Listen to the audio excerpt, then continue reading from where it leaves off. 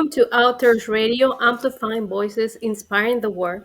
I'm your host, Alba Mireles, and I absolutely delight to welcome today's guest, Mr. Ejiro Okolo, the author of the books titled The Ideal Wife Blueprint, Mismatch, Why Good Women Choose Jerks, Battle for Your Marriage, and the Relationship Effect. We are here to celebrate your creativity and explore the world you have crafted in these books. Thank you so much for joining us. Thank you for having me.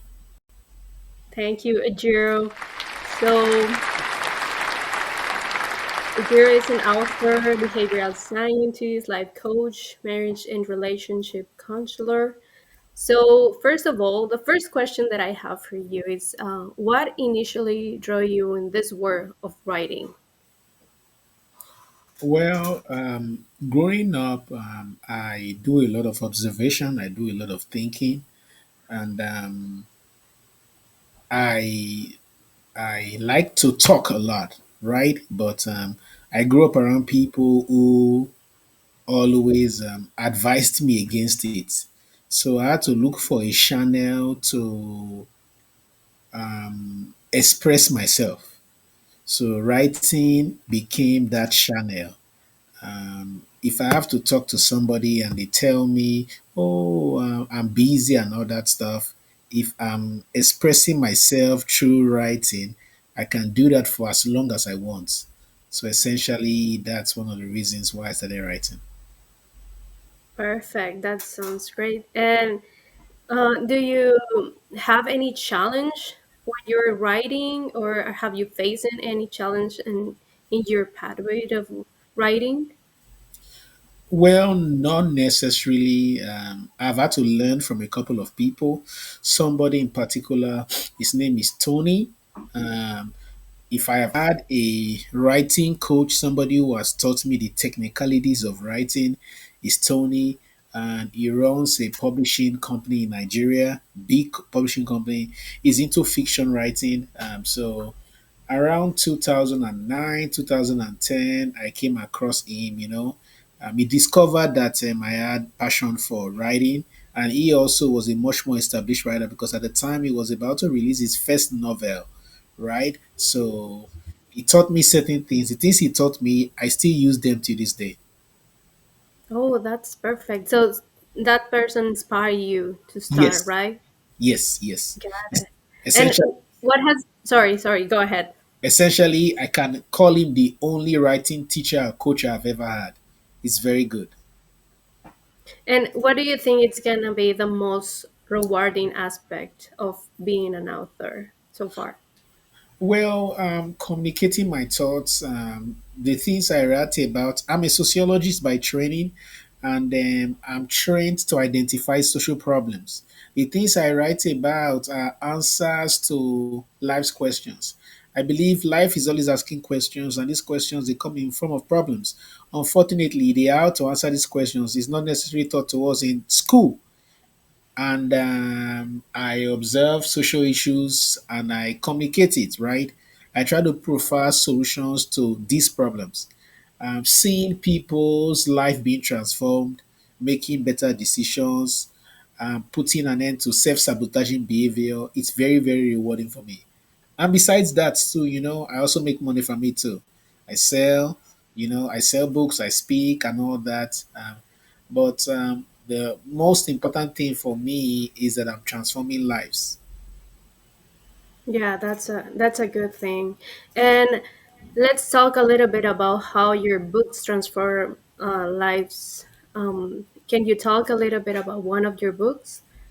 Okay, well, so essentially, the core of the things I write about is centered around relationships, marriage, family life, awesome families. And I see again and again and again how certain people make a lot of very, very, very stupid and avoidable mistakes. I use the word stupid not because I'm trying to be rude, but these are things that you don't have to be very, very sensible to know, right? And I discovered that A lot of people don't know these things, right? They are not even aware about certain things. So it's a pattern that continues from one generation to the next because each generation do not take time to learn. I know I'm solving problems, I'm helping marriages, I'm restoring relationships between parents and their children, between siblings and all that. And you see that the things that they fight and quarrel about, many of them are things that are very, very funny. For instance, if my brother is doing very well and I'm jealous of my brother, that doesn't mean that my brother's fortune is going to change, right? It doesn't change anything.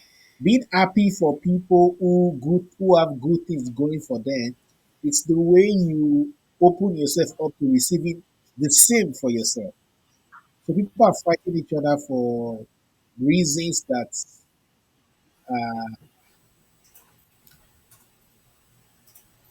that do not make sense. Yeah, like the decisions that probably for them they make sense, but when you saw them, it's like, come on, what are you thinking? Yeah. And one of the titles that I was like very curious to know, it's like, why would women choose jerks? Can Well, you answer it? yes, yes. So this is the book Why Good Women Choose Jerks. This book took a couple of years, took at least about 4 years for me to start until I published it.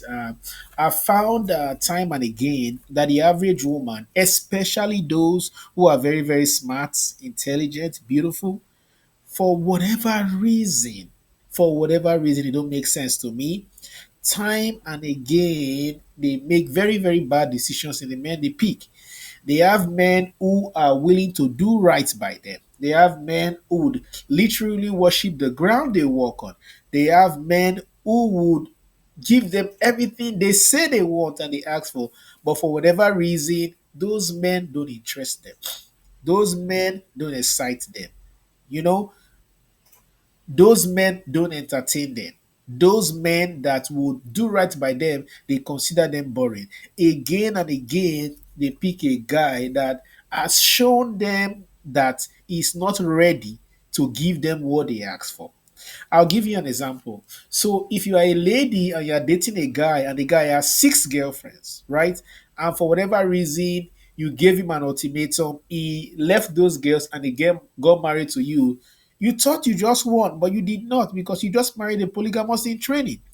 A man who is not capable, a man who one woman is not capable of satisfying is a polygamist in training. He has just told you that this is who he is, but you are acting in denial, behaving like you don't know what he just showed you. He just showed you that he got married to you to keep you quiet. He's going to do whatever he wants to do anyway. Yeah, sometimes it's hard to believe those things because you are in that relationship, right? So it's like you're believing that you're doing right or you're doing okay, but sometimes you face some challenges and then you start asking questions, right? Yes. So about those experience, are there any personal experience or observation that influenced you to write this book or like any of your books? Okay, well, so just about every of my book are social problems I observe around me, right? I see these patterns again and again. I am very good with observation, so I observe patterns. I see things that happen again and again. I have women that I'm surrounded by who continue to complain, right, about the outcomes in relationships. And I'm surprised, why is this happening? But guess what? I also notice that they complain about these things, they still go back and do the same thing again and again and again. So it's as though they jump from the pot into the fire, right? They leave John and they meet Mark that is worse. They choose the same kind of men. So if you continue to choose a scorpion, right?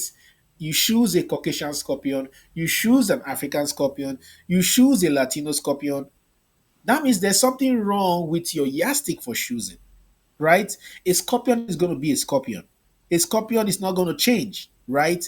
You have a lot to lose, you have a lot at stake. It's your responsibility to ensure that you don't do yourself that great disservice by choosing people who will not do right by you. That means you need to do more due diligence, you need to inquire, you need to make sure, right? And the reasons why they do this is because of certain recurring things that they do. In the book Why Good Women Choose Jokes, I talked about certain things. Why is a question. Is a question, right? There are reasons why, and I talked about 7 to 8 of them, right? The reasons why they choose jerk. For instance, I talked about wrong choice criteria. Wrong choice criteria. So some ladies will tell you, "Oh, I would only date or marry a guy that is over 6 feet." How do you know that a guy that is over 6 feet has the physical, mental, spiritual, emotional wherewithal to love you right? Right? What if he's over 6 feet tall and is mentally deranged? Or he has traumatic issues that he has not dealt with? Right? Another thing is affinity for guys with deviant behavior. Right? For whatever reason, girls, a lot of ladies seem to be drawn to guys who have a little, they are edgy kind of, right? They are they are deviant. They they they are not responsible, right? They're They like just the have bad boys, right? bad boy. That's the right word, right? And it happens again and again. And you'd be so shocked that very, very responsible women, for whatever reason, it don't make sense to me why you do yourself like that because you're the one that suffers, right? Um, Yeah. Another thing is I talked about unhealed trauma, where you're coming from, right? In families, sometimes traumatic issues pass from one generation to the other and all that stuff. So these are some of the issues why good women choose jerks, and then it's going to continue to happen like almost on autopilot, right? It continues to happen again and again and again and again. So somebody gave this analogy, right? If you go to a crate of egg and you pick an egg, and every egg you pick is rotten, right? Instead of you to start complaining about the eggs that are rotten, why not begin to pick from a different crate? Right? Yeah. The reason why they continue to make bad choices is because they continue to do the same thing they did in their previous relationship. They did not learn anything from what they went through. They just wallowed in the self pity, they cried, they cursed, and that was all they did. They did not learn. If you live in a neighborhood where there are thieves, people steal, whose responsibility it is to protect your property? You or the thieves? You can complain all you like about the thieves, what they did and what they did not do, but that's not going to change them. Thieves steal. That's what they do. You can get mad all you want, but it's not going to change. So ladies can get mad all they want about how men don't do right by them. But the truth is, women are important, women are valuable, they have value to protect. They should not allow themselves to be given to any man who has not proven beyond every reasonable doubt that he knows the worth of what they are being given. A lot of these women, they don't know their worth. Inferiority complex, low self esteem is another reason why they choose jerks. And guess what? I found that very, very beautiful women suffer with insecurities. I don't know how that happens. Everybody thinks you're amazing, only you think you're not good enough. Yeah, I can catch that. Yeah, I know. everybody thinks I you're know. I know where you're talking. everybody thinks you're amazing, right? Only you judge yourself. You judge yourself so bad, like everything about you is perfect. Your ears now are covered with your hair, but you know that one of your ears is bigger than the other one, so you are insecure about what people cannot even see. So I don't Yeah, know. you try to hide those things, right? Because you feel uncomfortable. Yeah. Yeah. Yeah, and that's a very interesting book. And do you know what it's like the most like the problem that we face, the women's? I know that it's repeating the same acts and the same things on and over and over and again. But what we can do, what how it's gonna help us to read your book at the end, we're gonna end with like a knowledge. We're gonna learn. We're gonna change. We're gonna work in us. Okay, good. First of all, right? If there's something to take from the book, something very, very important, right? Women, they need to do a lot of introspection, right? They need to be able to discern their value. The Good. problem is not the men who have shown you through the antecedents that they are committed to not doing right by you. The problem is you. Don't put yourself in that situation. Don't allow anybody. You are valuable. Know that, believe that, and treat yourself that way. People treat you how you see yourself. That's why you see a lady may be with a guy. That guy will treat her very, very bad. And that same guy will meet another lady who is probably not as pretty as the previous one. And that lady will do right by that guy. The guy will do right by that lady. And you'll be so shocked. So it's about you. If you fix yourself, everybody around you would adjust. That's essentially Yeah. how it works. Everybody around you adjusts. Love yourself, work on yourself. You have issues, everybody has issues. Do introspection because you are not perfect, right? Do introspection. This is where I've observed that I have this shortcoming, that shortcoming. This is what I should do going differently going forward to ensure that my outcomes change, right? If you do that, you would have better outcomes. You would repel people who have no business being in your life. You attract people who are deserving of being in your life. So when you fix yourself, everything around you changes. The people who you attract changes. The reason why good women choose jerks is because they attract jerks. There's something that is broken about them that attracts broken men. When you are healed, you attract healed people. Your health, your emotional health repels unhealed people. So sometimes the problem is not them, it's you. You are their victim, but you are the one that allowed yourself to be a victim. We live in a world where stray bullets are flying around, right? It's your responsibility to cover yourself. It's your responsibility to protect yourself. Your art is too precious for you to just give it cheaply. Your body is too precious for you to just give it cheaply. You are valuable. Know it. Believe it and behave like it. When you do, everything works together for your good. That's how it is. Thank you so much for sharing those yeah, those kind of words are like the best for us the women. I include myself in it. And just the last question, so probably I'm just wondering, where can I find you? Like, where can I get the book?